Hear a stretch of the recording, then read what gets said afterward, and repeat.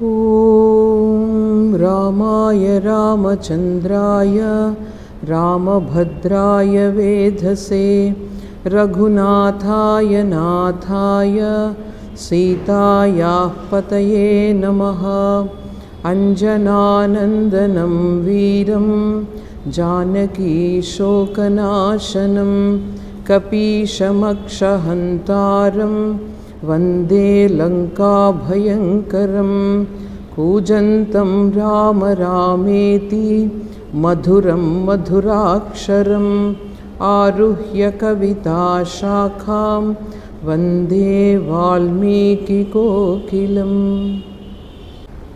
శ్రీమద్ రామాయణ రసవాహినిలో యుద్ధకాండంలో ఈరోజు 41వ సర్గ నుండి 50వ సర్గ వరకు ఉండేటువంటి సారాంశాన్ని చూద్దాము. సుగ్రీవుడు దూరం నుండి రావణాసురుని చూసి అతని దగ్గరికి వెళ్ళి అతనితో ముష్టి యుద్ధం చేసి అతన్ని ఒక విధంగా జయించి వెనక్కి వచ్చేసాడో, ఎప్పుడైతే అతను మాయలు చూపించబోతున్నాడో రాక్షస మాయలు, అప్పుడు ఇతను ఎగిరి శ్రీరామచంద్రుని దగ్గరికి వస్తే రాముడు ఎంతో ఆనందించాడు. ఆ తర్వాత ఈ విధంగా చెప్పకుండా వెళ్ళిపోయాడు కదా సుగ్రీవుడు రావణుడి దగ్గరికి. దానిని పురస్కరించుకొని రాముడు అంటున్నాడు అనమాట, చూడు అసలు మాతో ఎవరికి చెప్పకుండా ఎంత పెద్ద సాహసం చేసావు, ఒక్కడే వెళ్ళిపోయావు రావణాసురుడి దగ్గరికి, అది మంచి పని చేసావా నువ్వు, ఇటువంటి దుస్సాహసాలు ఎప్పుడు కూడా చేయకూడదు, నీకు సాహసం బలం అన్నీ ఉన్నాయని నాకు బాగా తెలుసు, కానీ నీకేమైనా అయ్యిందనుకో నాకేమై ఉండేది, అప్పుడు నేనేం చేసే ఉండేవాడిని అంటే ఇంకా నాకు ఎవరితోనూ పని లేదు, సీత కాదు, లక్ష్మణుడు కాదు, భరతుడు కాదు, నీవేమో ప్రాణ స్నేహితుడు కదా, నేను నీకేమైనా అయ్యి ఉంటే కనుక నేను కూడా దేహత్యాగం చేసేవాడిని, అంటే రావణుని ఓడించి ఆ తర్వాత నేను ఏం చేసి ఉండేవాడిని అంటే దేహత్యాగం చేసి ఉండేవాడిని, ఈ విధంగా నువ్వు చేయడం మంచి పని కాలేదు అని చెప్తాడు. అప్పుడు సుగ్రీవుడు అంటాడనమాట, ఏం చేయను, నీవు నీ యొక్క భార్య అయినటువంటి సీతమ్మ తల్లిని ఆ విధంగా రావణుడు అపహరించాడు కదా, అతన్ని చూడగానే నాకు విపరీతమైన కోపం వచ్చి నన్ను నేను అదుపు చేసుకోలేకపోయాను, అందుకనే వెంటనే నేను అతన్ని చంపాలనే ఆవేశంతో ఎగిరి అక్కడికి వెళ్ళి యుద్ధం చేశాను అని చెప్పి, అంటే ఎందుకు చంపలేదంటే నువ్వు చంపుతానని ప్రతిజ్ఞ చేశావు కదా ఒకప్పుడు, అందువల్ల నేను అతన్ని చంపలేదు అని చెప్తే అప్పుడు రాముడు ఎంతో ఆనందించి తన పట్ల ఉన్నటువంటి ఆ స్నేహానికి భక్తికి చాలా ఆనందించి ఆయన్ని కౌగులించుకుంటాడు. అప్పుడు రాముడు లక్ష్మణుని వైపు తిరిగి అంటున్నాడు అనమాట, ఇప్పుడు చక్కటి వనంలో ఉన్నటువంటి ఈ తియ్యటి ఫలాలు పానీయాలు అవన్నీ తాగి మనం సేద తీరుదాము, ఇక మనము యుద్ధానికి సిద్ధం కావాలి, ఈ కొన్ని శకునాలు ఉన్నాయి అవన్నీ కూడా ఈ లంకానగరం నాశనం అవుతుందని చెప్పి శకునాలు చూపిస్తున్నాయి, ఇది సరైన సమయము, మనం ఏం చేయాలంటే ఈ లంకను ముట్టడించాలి, మనం అందరూ కూడా సిద్ధంగా ఉండాలి, సైన్యాన్ని అంతటినీ కూడా వ్యూహాన్ని మీరు తయారు చేయండి అని చెప్తే వీళ్ళందరూ కూడా వ్యూహాలను తయారు చేస్తున్నారు, ఎవరు ఏ వైపు ముట్టడించాలో ముందుగానే నిర్ణయించున్నారు, ఆ విధంగా వ్యూహ రచన వాళ్ళు చేస్తూ ఉన్నారు. అప్పుడు దగ్గరకు వచ్చారు, ఇంక కోట దగ్గరికి వచ్చిన తర్వాత ఒక రాజధర్మాన్ని అనుసరించి రాముడు అంగదుడితో అంటాడు, అంటే వాలి యొక్క కుమారుడైనటువంటి అంగదుడితో అంటాడనమాట, చూడు నీవు లంకానగరానికి వెళ్ళు ఆకాశ మార్గం ద్వారా, మనం అంటే ఫస్ట్ గోడలన్నీ కూడా వాళ్ళు పగలగొట్టి లేదా ద్వారాలను పగలగొట్టి లోపలికి వెళ్ళాలని సైన్యం అంతా అక్కడ వచ్చి ఉన్నారు. అయితే అప్పుడు ఆ సమయంలో ఏమంటున్నాడంటే నువ్వు పైకి ఎగరగలవు కాబట్టి నువ్వు పైకి ఎగిరి రావణుడి దగ్గరికి వెళ్ళి నా సందేశాన్ని అతనికి తెలియచేయి, నేను ఎలా చెప్తున్నానో ఇప్పుడు అదే విధంగా నువ్వు ఆ సందేశాన్ని రావణునికి తెలియచేయి అని చెప్తాడు శ్రీరామచంద్ర ప్రభు. భ్రష్టశ్రీక గతైశ్వర్య ముమూర్షో నష్టచేతన ఋషీనాం దేవతానాం చ గంధర్వ అప్సరసాం తథా నాగానాం అథ యక్షాణాం రాజ్ఞాం చ రజనీచర యచ్చ పాపం కృతం మోహాత్ అవలిప్తేన రాక్షస తస్య పాపస్య సంప్రాప్త పుష్టిరద్య దురాసదా. నీ రాజ్యలక్ష్మి దాదాపు ఓ రావణ నీ చేతి నుండి జారిపోయినట్లే, నువ్వు నిశ్చితంగా తెలుసుకో, నీ అధికారం పోబోతోంది, నీకు చావు దగ్గర పడింది. శ్రీరామచంద్ర ప్రభువు అంగదుడితో చెప్తున్నాడు రావణుడికి చెప్పమని చెప్పి, అందువల్లనే నీ బుద్ధి పనిచేయటం లేదు నాకు అర్థమవుతుంది, నువ్వందరూ కూడా అందరినూ ఓడించాను చాలా గర్వపడ్డావే, దేవతలను గంధర్వులను ఈ నాగుల్ని వీళ్ళందరినీ కూడా ఓడించానని చెప్పి చాలా గర్వపడుతూ ఉన్నావు, వాళ్ళందరినీ చాలా హింసలు పెట్టావు.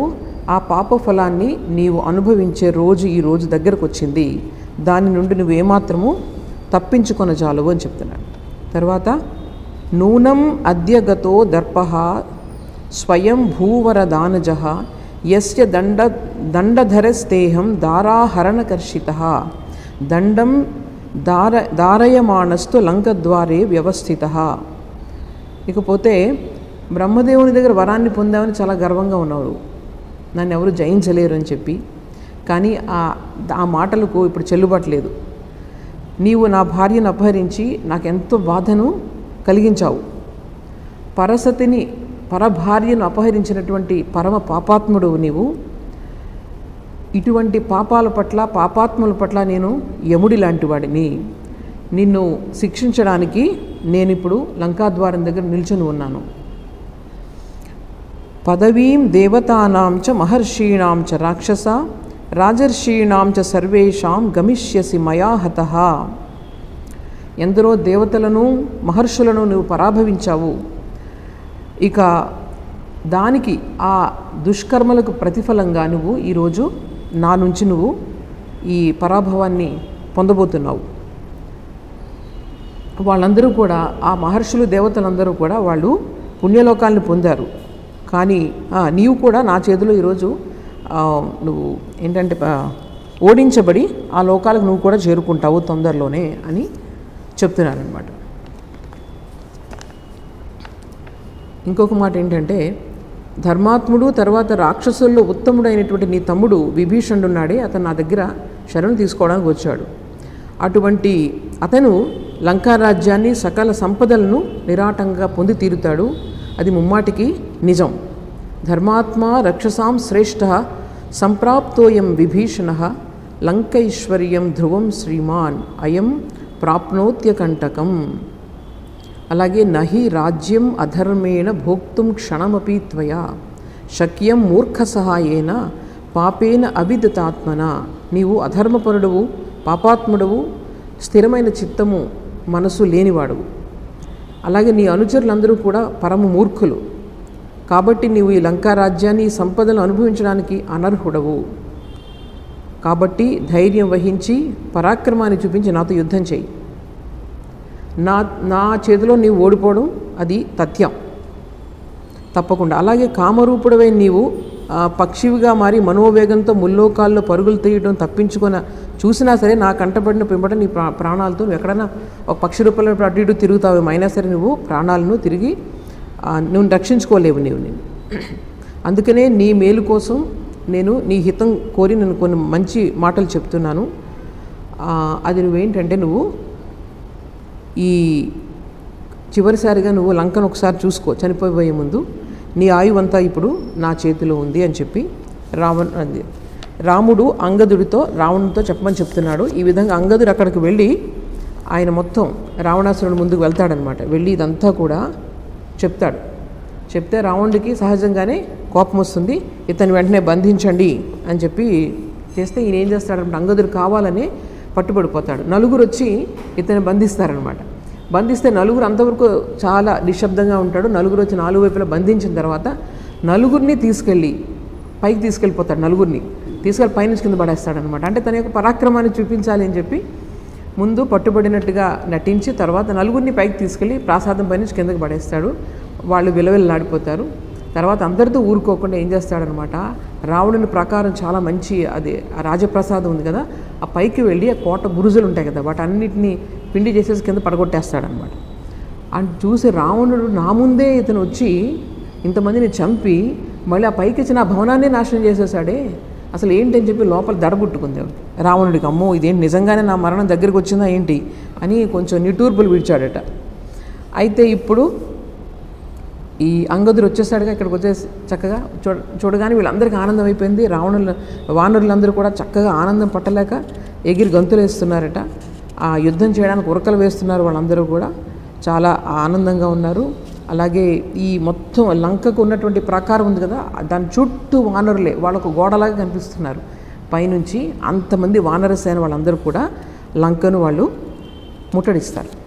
మొత్తం లంకను ముట్టడించిన తర్వాత ఈ వానరులకు రాక్షసులకు మధ్య ద్వంద్వ యుద్ధం జరుగుతుంది. చాలామంది రాక్షసులు, వానరులు వీళ్ళందరూ కూడా చనిపోతారు. అందులో చనిపోయిన తర్వాత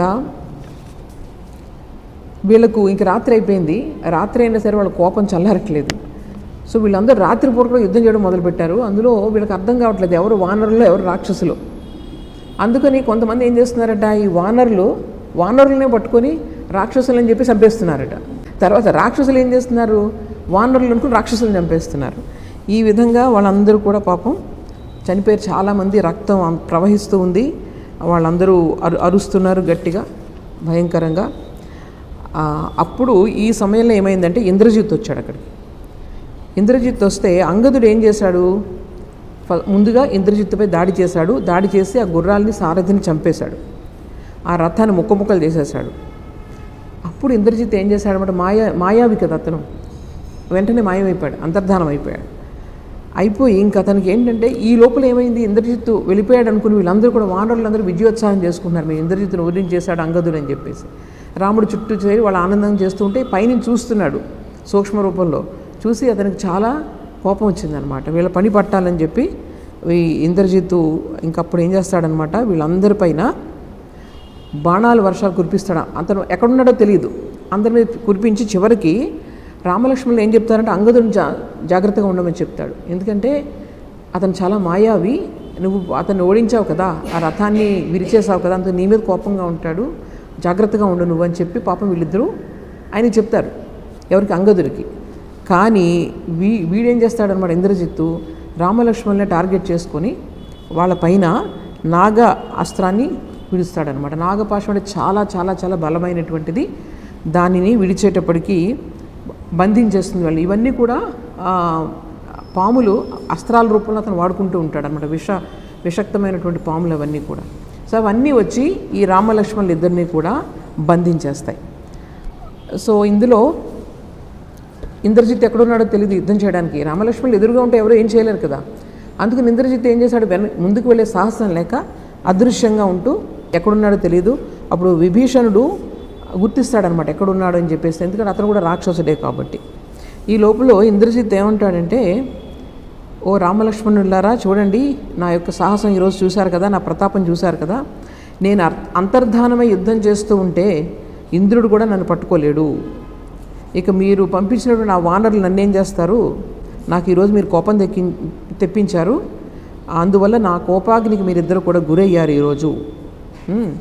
ఇక మీరు చూడండి, మీరు యమసదనానికి యమలోకానికి మీరు వెళ్లాల్సిందే అని చెప్పి వాళ్ళపైన నాగపాశాలతో బంధించబడి ఉన్నారు కదా, వాళ్ళపైన ఇంకా విపరీతమైన బలమైనటువంటి బాణాలన్నీ కూడా వదులుతూ ఉంటాడు.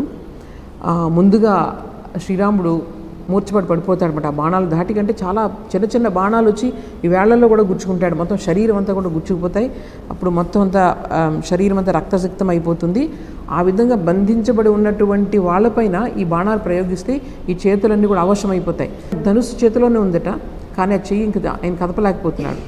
ఈ విధంగా అతను అనేక రకాలైన బాణాలను రామలక్ష్మణులపై అతను సంధిస్తాడు. అప్పుడు వాళ్ళిద్దరిని ఆ స్థితిలో చూసి వానరులు వీళ్ళందరూ కూడా ఇంకా సుగ్రీవుడు ఇంకా ఏడవడం మొదలుపెట్టారు. అంటే పరాక్రమవంతులు ఇలా పడి ఉన్నారు కదా అని చెప్పేసి వాళ్ళందరికీ కూడా చాలా కష్టం అనిపించింది. అందరూ కూడా వెతుకుతున్నారు, ఇంద్రజిత్ కనిపించట్లేదు. ఇతను మాత్రం ప్రయత్నం చేసి విభీషణుడికి కనిపించాడు. ఇప్పుడు ఇంద్రజిత్తు మళ్ళీ సంతోషించాడనమాట. మొత్తం రాక్షసులతో అంటున్నాడు, చూడండి జనస్థానంలో అంతకుముందు ఖరదూషణులు నా సోదరులు వాళ్ళిద్దరిని కూడా రాముడు చంపాడు. ఆ రోజు చాలా బలవంతులు అని చెప్పేసి చాలా మిడిసిపడిపోయారు కదా మీరు. సో మొత్తం మీరందరూ దేవతలందరూ వచ్చినా సరే ఈ రామలక్ష్మణుల్ని విడిపించలేరు. ఇప్పుడు నా తండ్రికి శుభవార్త నేను చెప్తాను. ఇన్నాళ్ళు కూడా నా తండ్రి నిద్ర లేకుండా పాపం ఎన్నో రాత్రులు గడిపాడు. ఆ విధంగా ఇప్పుడు హాయిగా నిద్రపోతాడు. సో మిమ్మల్ని ఇంకెవరు కూడా రక్షించలేరు అని చెప్పి అతను అంటాడు. ఆ తరువాత కొన్ని బాణాలను వదులుతాడు. అవన్నీ కూడా ఈ రాక్షస వీరులను చాలామందిని అవశుల్ని చేసేస్తాయి. మీరు చెట్టుకోకలు పుట్టుకోకలు మీరు వెళ్ళిపోండి, మీరు పరిగెట్టండి, ఇంకా మిమ్మల్ని ఎవరు రక్షించేవాళ్ళు లేరు అని చెప్తాడు. చెప్పిన తర్వాత అప్పుడు విభీషణుడు ఇది చూసి సుగ్రీవుడు ఏడుస్తూ ఉంటాడనమాట. ఏడుస్తూ ఉంటే అప్పుడు విభీషణుడు అంటాడు, చూడు నువ్వు ధైర్యంగా ఉండు, ఈ సమయంలో నువ్వు ఏడిస్తే కనుక మిగిలిన వాళ్ళందరూ ఎలా యుద్ధం చేస్తారు?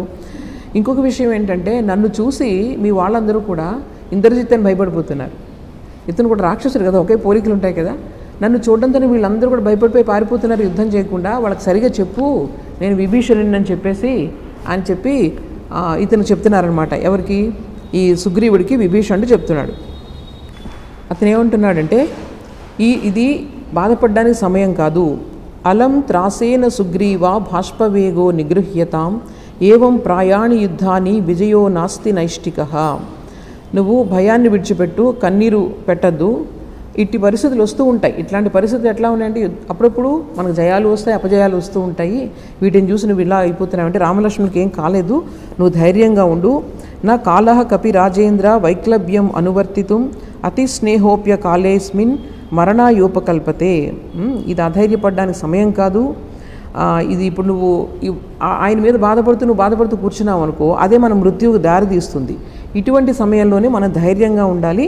ధైర్యాన్ని మనమందరూ కూడా ఈ వానర యోధులందరూ కూడా ఉత్సాహాన్ని ఇవ్వాలి, ప్రోత్సాహాన్ని ఇవ్వాలి. ఈ సమయంలో నువ్వు ఈ దౌర్బల్యతను వదిలిపెట్టాలని చెప్పేసి విభీషణుడు చెప్తాడు.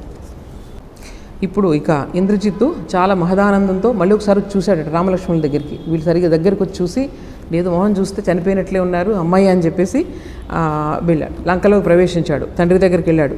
చేతులు జోడించి నమస్కరిస్తూ, చూడండి నీ శత్రువులు చనిపోయారు, నేను ఈరోజు వాళ్ళిద్దరిని చంపేశానని చెప్పాడు. వెంటనే రావణాసురుడు పరిగెట్టుకుని వచ్చి కొడుకుని గాఢంగా కౌగిలించుకున్నాడు, తలపైన ముద్దులు పెడుతున్నాడు. నాయనా, ఎంత ఆనందాన్ని కలిగించావు ఈరోజు నాకు, ఒక్కసారి నువ్వు ఎలా చంపావో నాకు వివరంగా చెప్తావా అని చెప్పి అడుగుతున్నాడు అనమాట. అప్పుడు ఈ ఇంద్రజిత్తు ఏ విధంగా అంతర్ధానం అయిపోయి రాక్షస వీరులందరినీ ముప్పతిప్పలు పెట్టేశాడో, ఏ విధంగా నాగపాశాన్ని ప్రయోగించాడో, వాళ్ళిద్దరూ ఎలా పడిపోయి ఉన్నారో, వాళ్ళందరూ కూర్చొని ఏడుస్తున్నారు, ఇవన్నీ కూడా పూసగుచ్చినట్లుగా తండ్రికి చెప్తే ఆయన సంతోషంతో పొంగిపోయాడు. సో ఇంకెక్కడి నుంచి నాకు మనోవ్యత అంతా పోయింది అని చెప్పి చాలా ఆనందపడిపోయాడు. ఇక్కడ ఇటువైపు ఏం చేస్తున్నారు మరి వీళ్ళందరూ కూడా, కొంచెం శబ్దం అయితే చాలు ఈ రాక్షసులు వానరులందరూ కూడా ఇంద్రజిత్ అని భయపడిపోతున్నారనమాట. ఇటుపక్క లంకానగరంలో ఇంకా రావణుడు నెక్స్ట్ చేయాల్సిందేంటి, వెంటనే అశోకవనానికి కబురు పంపించాడు. ఆ రాక్షస స్త్రీలు ఎవరైతే సీతమ్మ తల్లికి కాపలా కాస్తున్నారో వాళ్ళని రమ్మని కబురు పంపించి, చూడండి ఇంద్రజిత్తు రామలక్ష్మణులు ఇద్దరిని చంపేశాడు. మీరు వెంటనే పుష్పక విమానంలో సీతాదేవిని తీసుకెళ్ళి అక్కడ వాళ్ళిద్దరు మృతదేహాలు పడున్నాయి కదా, బాగా చూపించండి. ఇంకేం చేస్తుంది, ఇంకా అది అయిపోతే ఇంకా తప్పకుండా నాకు వశమైపోతుంది అని చెప్పేసి చెప్తే, వీళ్ళు పుష్పక విమానంలో ఎక్కించుకొని అక్కడ రామలక్ష్మణులు ఇద్దరిని కూడా చూపించారన్నమాట. చూపిస్తే ఆవిడ ఇంకా ఏడుస్తోంది. ఏడుస్తూ ఆవిడ అంటోంది అనమాట, అందరూ కూడా ఈ హస్త సాముద్రికం చూస్తారే నా చిన్నప్పుడు, వాళ్ళందరూ నా హస్తరేఖలు చూసి వాళ్ళు ఏమన్నారంటే దీర్ఘ సుమంగళి అని చెప్పి నాకు చెప్పారు, అట్లాగే మంచి సంతానవతి కావాలని చెప్పారు. మరి అందరి మాటలు అబద్ధాలు అయిపోయాయేంటి? ఊచుర్లక్షణినో ఏమాం పుత్రిణ్య విధవేతి చ తేద్య సర్వే హతే రామే జ్ఞానినో అనృతవాదినః.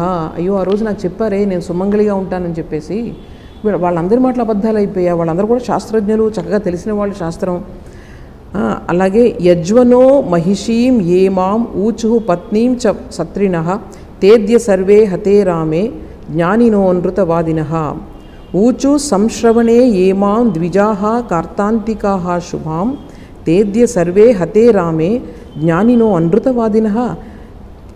వీరపార్థివ పత్నీత్వం ఏ ధన్యేతి చ మాం విదుః తేద్య సర్వే హతే రామే జ్ఞానినోనృతవాదినః. వీళ్ళందరూ కూడా ఎంత చెప్పారు, నువ్వు ధన్యాత్మురాలివి, పరాక్రమశాలి యొక్క మహారాజుకి నువ్వు అర్ధాంగి అవుతావు, అతను ఎప్పుడు అజయుడు, ఎవరి చేతిలో ఓడిపోడు అని చెప్పి ఆ రోజున వాళ్ళందరూ కూడా హస్త సాముద్రికం చెప్పారు నాకు. ఆ మాటలన్నీ అబద్ధాలైపోయా, ఇదేంటిది? అలాగే నా లక్షణాలు, నా దేహం యొక్క లక్షణాలు, చిన్నప్పుడు లక్షణాలు చూసి చాలా శుభ లక్షణాలు, అసలు ఎప్పుడు కూడా ఈవిడ చాలా శుభంగా ఉంటుంది, ఈవిడ జీవితం అంతా కూడా వాళ్ళందరూ కూడా నన్ను దీవించారు, వాళ్ళందరి మాటలు ఈరోజు అబద్ధమైపోయాయని చెప్పి ఏడుస్తుంది ఆవిడ. సత్యనామాని పద్మాని స్త్రీణాం ఉక్తాని లక్షణైః తాన్యద్య నిహతే రామే వితథాని భవంతి మే. స్త్రీల యొక్క అరచేతిలోనూ తర్వాత పాదాల్లోనూ పద్మ రేఖలు ఉంటే కనుక సర్వశుభాలు చేకూరుతాయని అంటారు. అవి నాకున్నాయి, నీకు అంత మంచి జరుగుతుందని చెప్పి వీళ్ళందరూ చెప్పారు. మరి ఏంటి ఈరోజు ఈ విషయం ఇలా అయిపోయింది అని చెప్పి రకరకాలుగా ఆవిడ బాధపడుతోంది. నాకు మంచి శుభలక్షణాలు ఉన్నాయి నా దేహంలో, మొత్తం నా దేహాన్ని పరిశీలించి వాళ్ళందరూ చెప్పారు, కానీ ఈరోజు అవన్నీ కూడా ఇలాగ మిథ్య ఎలా అయిపోయింది అని చెప్పి బాధపడుతోంది ఆవిడ. తర్వాత రాముడికి లక్ష్మణుడికి ఎన్ని రకాల అస్త్రాలు తెలుసు, అవన్నీ మరి ఈరోజు ఏంటి వాళ్ళు ఎందుకు ఓడిపోయారు? ఇంద్రజిత్ ఇలా మాయలో పడేసి వాళ్ళు కనిపించలేదు కాబట్టి రాముడు ఇలా వశమైపోయాడు, లేకపోతే అసలు ఎవరు రాముడిని అలాగ ఓడించేవాళ్ళు ఉన్నారు ఇక్కడ అని చెప్పేసి ఆవిడ పరిపరి విధాలుగా బాధపడుతోంది. అప్పుడు అందులో ఈ రాక్షస స్త్రీలలో త్రిజట, అంతకుముందు సరమ అనే ఆవిడ ఊరుకోబెట్టింది పాపం, ఇప్పుడు త్రిజట ఈవిడ అంటుందన్నమాట, చూడమ్మా నువ్వు బాధపడొద్దు, రామలక్ష్మణులు వాళ్ళు చనిపోలేదు, నేను చెప్తున్నాను కదా, బాధపడద్దు, అన్నదమ్ములు ఇద్దరు కూడా జీవించే ఉన్నారు. చూడు అక్కడ అందరు మొహాలు బాగా చూడు, నువ్వు ఎవరైనా చనిపోతే వాళ్ళ మొహాలు అలా ఉంటాయా? వాళ్ళ మొహంలో విషాదం లేదు, దేనికోసం ఎదురు చూస్తున్నారు వాళ్ళు లేచి మళ్ళీ యుద్ధం చేస్తారని వాళ్ళందరూ కూడా ఎదురు చూస్తూ ఉన్నారు. అలాగా శత్రువుపైన కోపంతో ఉన్నారు, కార్యదక్షతతో ఉన్నారు, మేము ఇంకా చేయాలి, యుద్ధం చేయాలనేమో భావం వాళ్ళలో కనిపిస్తోంది. అదంతా బాగా నువ్వు పరిశీలించు. నిజంగా రామలక్ష్మణులు చనిపోయినట్లయితే ఈరోజు మనం ఇక్కడ వాళ్ళ మొహాల్లో అటువంటి భావాన్ని మనం చూసి ఉండేవాళ్ళం కాదు. అలాగే వాళ్ళిద్దరు మొహాలు చూడు, ఎక్కడ చనిపోయిన కళలు అసలు లేదు ఆ మొహంలో, నిద్రపోతున్నట్లుగా ఉంది అదంతా కూడా. సో దాన్ని కూడా నువ్వు పరిశీలించు, నువ్వు భయపడద్దు అసలు. వీళ్ళందరూ కూడా వానర యోధులందరూ కూడా వాళ్ళిద్దరిని కూడా రక్షిస్తున్నారు, చూసావా? చుట్టూ వలయాకారంగా కూర్చొని ఒక దుర్భేద్యమైన కోటలాగా వాళ్ళు రక్షిస్తూ ఉన్నారు వాళ్ళు. అందుకని వీళ్ళ మాటలు అసలు నమ్మద్దు. నీవంటే నాకు చాలా ఇష్టం, నువ్వు ఎంత చక్కగా నీ ప్రవర్తన కానీ నీ భావం కానీ ఎంత చక్కగా ఉంటుంది, నీ మీద ప్రేమ ఉంది కాబట్టి నేను ఎప్పుడు అబద్ధాలు చెప్పటం లేదు, ఇదంతా కూడా నేను బాగా ఆలోచించి నేను చెప్తున్నాను. కష్టాల్లో ఉన్నావు నువ్వు, నీకు అబద్ధాలు చెప్పి నాకు ఏమొస్తుందని చెప్పు, నేను అబద్ధాలు చెప్పట్లేదు, ఒకే మాట నీకు చెప్తున్నాను విను. మొత్తం దేవతలు అసురులు అందరూ వచ్చినా సరే రామలక్ష్మణుని ఎవరు ఏమి చేయలేరు. తప్పకుండా రాముడు రావణుని చంపి నిన్ను తనతో తీసుకొని పోతాడు, నన్ను నమ్ము. నీవు ఆ రామలక్ష్మణులు మళ్ళీ ఒకసారి సరిగ్గా చూడు, వాళ్ళు ముఖాలు ఎక్కడ కూడా చనిపోయింది అసలు లేదు, కళ లేదు, అంతా కూడా వాళ్ళు తప్పకుండా మంచి జరుగుతుంది, నీకు కీడు అంతా కూడా వదిలిపెట్టిపోతుంది. అందువల్ల నువ్వు అసలు దుఃఖపడద్దు. ఇప్పుడు నువ్వు దుఃఖపడ్డావు అనుకో, అది ఇంకా కీడుని చేస్తుంది వాళ్ళకి. అందువల్ల మనసులో ధైర్యాన్ని తెచ్చుకో, వాళ్ళ సాహస పరాక్రమాలు అన్నిటి కూడా గుర్తు తెచ్చుకో అని చెప్పేసరికి ఆవిడంటుంది, సీతమ్మ తల్లి అంటుంది, చక్కగా నీ మాటే నిజమవ్వాలి నేను కోరుకుంటున్నాను త్రిజట అని చెప్పిన వెంటనే వీళ్ళిద్దరూ మళ్ళీ పుష్పక విమానంతో ఎక్కడికి వెళ్ళిపోతారు? అశోకవనానికి వెళ్ళిపోతారు. ఇప్పుడు ఇక్కడ మళ్ళీ ఈ రామలక్ష్మణ్ చుట్టూ కూర్చొని ఉన్నారు, కాపలా కాస్తున్నారు, ఏదో ఆశతో ఉన్నారు వాళ్ళందరూ కూడా. ఇప్పుడు నెమ్మదిగా శ్రీరామచంద్ర ప్రభు కొంచెం కళ్ళు తెరిచాడట. ఇంక వీళ్ళందరికీ ఇంకెంత ఆనందం అనిపించింది అనమాట. అయితే ఆయన కళ్ళు తెరవగానే ఏం చూశారు? పక్కనే లక్ష్మణుడి శరీరం పడి ఉంది. ఇంకా పాపం తమ్ముడు అంటే ఎంత ఇష్టం కదా, ఇంకా లక్ష్మణుడి కోసం ఎంత ఆయన విలపిస్తున్నారో చూడండి. అసలు ఇంకా నాకేం కావాలి, నా ప్రాణంతో సమానమైనటువంటి లక్ష్మణుడు లేకపోతే కానీ సీతతో పని ఉంది, అయోధ్యతో పని ఉంది. అవన్నీ చక్కటి శ్లోకాలు ఉన్నాయి. కిన్ను మే సీతయా కార్యం కిం కార్యం జీవితేనవా శయానం యోధ్య పశ్యామి భ్రాతరం యుధి నిర్జితం శక్యా సీతా సమానారి మర్త్యలోకే విచిన్వత నా లక్ష్మణ సమో భ్రాత సచివ సాంపరాయిక. ఎంత అద్భుతమైన శ్లోకం చూడండి. ఇక్కడ ఏం చెప్తున్నాడంటే, ఈరోజు లక్ష్మణుడు నా పక్కన నిర్జీవుడై పడి ఉండడం నేను చూస్తూ ఉన్నాను. ఇతడు లేని రోజు నాకు ఇంక సీతతో పని ఉంది, ఇంకా ఇతను లేకపోతే నేను బ్రతికి ఏం ప్రయోజనం ఉంది? మొత్తం ఈ ప్రపంచం అంతా వెతికితే సీతతో సమానమైనటువంటి పత్ని సాధ్వి మరొకరు కనిపించవచ్చు, కానీ ఈ లక్ష్మణుడు వంటి సోదరుడు మాత్రం ఎక్కడా కనిపించడు.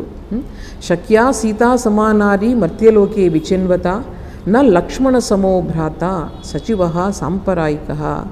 సో ఈ విధంగా నేనేమని చెప్పను, అక్కడ సుమిత్రాదేవి నేను అయోధ్యకు వెళ్తాను అనుకోండి, ఇప్పుడు అడిగితే నేను ఆవిడకి ఏమని సమాధానం చెప్పను? పాపం నా కోసం అన్నీ వదిలేసి వచ్చేసాడే నా లక్ష్మణుడు, నేనేమిచ్చాను నా వల్ల ఇక తనకి కష్టాలన్నీ కూడా. మయా సహ వనం యాతో వినా తేన గతః పునః ఉపాలంబం న శక్ష్యామి సోఢుం బత సుమిత్రయా ఇహైవ దేహం త్యక్ష్యామి నహి జీవితముత్సహే. ఇప్పుడు సుమిత్రాదేవి అడుగుతుంది నన్ను చూసి, మీరిద్దరూ కలిసి కదా వెళ్ళారు వనాలకి, మరి ఒక్కడవే వచ్చావేంటి రామా అని నన్ను అడిగితే నేనేం చెప్పను? నేను ఇంకా సమాధానం చెప్పలేను, అందుకే నేను ఇక్కడే ప్రాణాలు విడిచేస్తాను అని చెప్తున్నారే. త్వం నిత్యం సవిషన్నం మాం ఆశ్వాసయసి లక్ష్మణ. నేను ఎప్పుడైనా కష్టంలో ఉంటే ఒక తల్లిలాగా నన్ను ఎప్పుడు ఊరుకోబెట్టేవాడు కదా లక్ష్మణ అని ఆయన విలపిస్తూ ఉన్నాడు. తర్వాత ఇంకొకటి, నేను విభీషణుణ్ణి రాజ్యాభిషిక్తం చేస్తానని చెప్పేసి నేను మాట ఇచ్చేసి ఉన్నాను. ఆ వాగ్దానం అంతా కూడా అసత్యం అయిపోయింది. ఈ అసత్య దోషం అంటే నా మాటతో నేను మాట ఇచ్చాను కదా, ఈ అసత్య దోషం నన్ను దహించి వేస్తోంది. నువ్వు ఒక పని చెయ్యి, నువ్వు ఈ సైన్యాన్ని అంతా తీసుకొని నువ్వు కిష్కింధ నగరానికి వెళ్ళిపో. తర్వాత నేను మరణించాననుకో, తర్వాత ఈ రావణాసురుడు మిమ్మల్ని తరిమి కొడతాడు. అందువల్ల ఇప్పుడే మీరు వెళ్ళిపోండి మీరు అందరూ కూడా. అలాగే హనుమంతుడు అసలు ఈ ముల్లోకాల్లో ఎవరూ చేయలేనటువంటి గొప్ప సాహస కార్యాలు చేశాడు. అలాగే జాంబవంతుడు, గవాక్షుడు వీళ్ళందరూ కూడా నా కోసం మీరందరూ కూడా పోరాడారు. ఇలాగ వీళ్ళందరూ కూడా నా కోసం ప్రాణాలు పణంగా పెట్టి వీళ్ళందరూ కూడా పోరాడారు. నేను దానికి చాలా సంతోషిస్తున్నాను అని చెప్పి సుగ్రీవుడితో అంటాడనమాట. మానవుడు ఎంత సాహసం చేసినా, ఎంత ప్రయత్నం చేసినా దైవం ప్రతికూలించినప్పుడు ఎవరు ఏం చేయలేరు, ఎవరు కూడా దైవాన్ని అతిక్రమించలేరు. అందువల్ల నువ్వు చాలా పవిత్రమైన వాడువు, తర్వాత ధర్మభీతి కలవాడువు. నువ్వు చేయగలిగిందంతా ఒక మిత్రుల్లాగా, ఒక స్నేహితుల్లాగా అంతా నువ్వు చేశావు.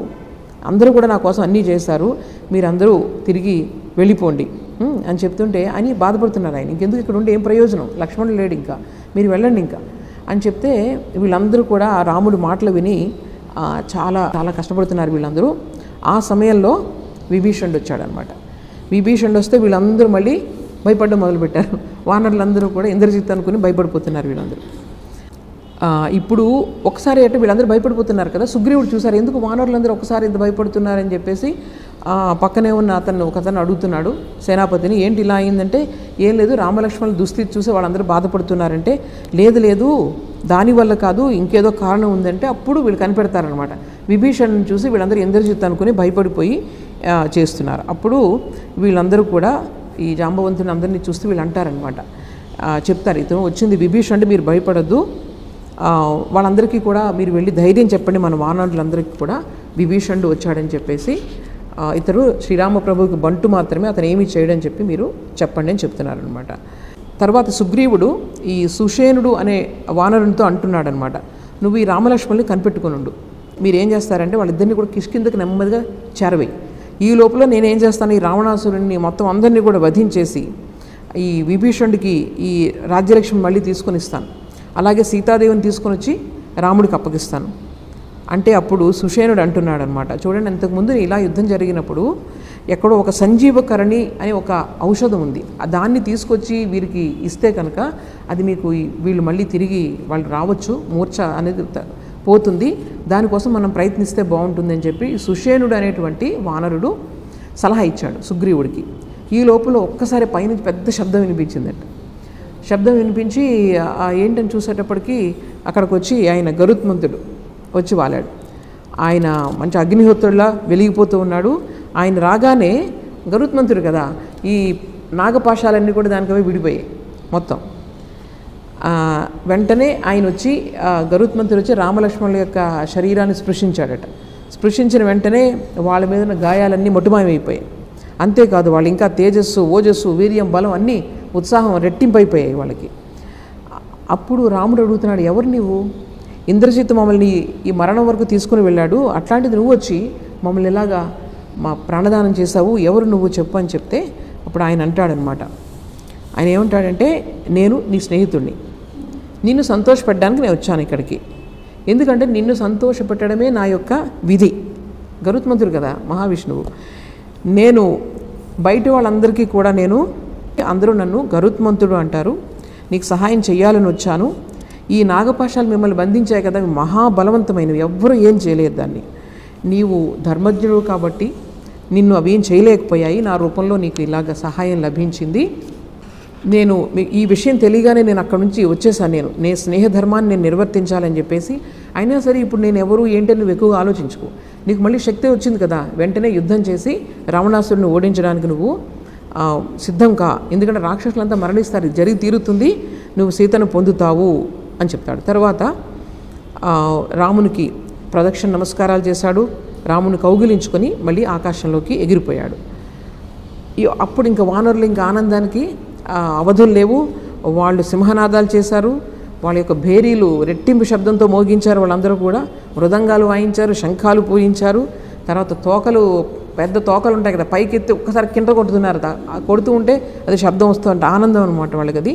సో యుద్ధోన్మాదం చూసి అక్కడి నుంచి ఇంకా వాళ్ళందరూ కూడా రాక్షసులందరూ మళ్ళీ ఏమైందని చెప్పేసి వాళ్ళందరి మనసుల్లో మళ్ళీ భయం మొదలైంది. దాంతో మనకు 50వ సర్గ పూర్తవుతుంది. తర్వాత 51వ సర్గ నుండి తర్వాత వచ్చే వారం చూద్దాం. ఓం అసతో మా సద్గమయ తమసో మా జ్యోతిర్గమయ మృత్యోర్మా అమృతంగమయ. ఓం శాంతి శాంతి శాంతి. హరి ఓం తత్సత్.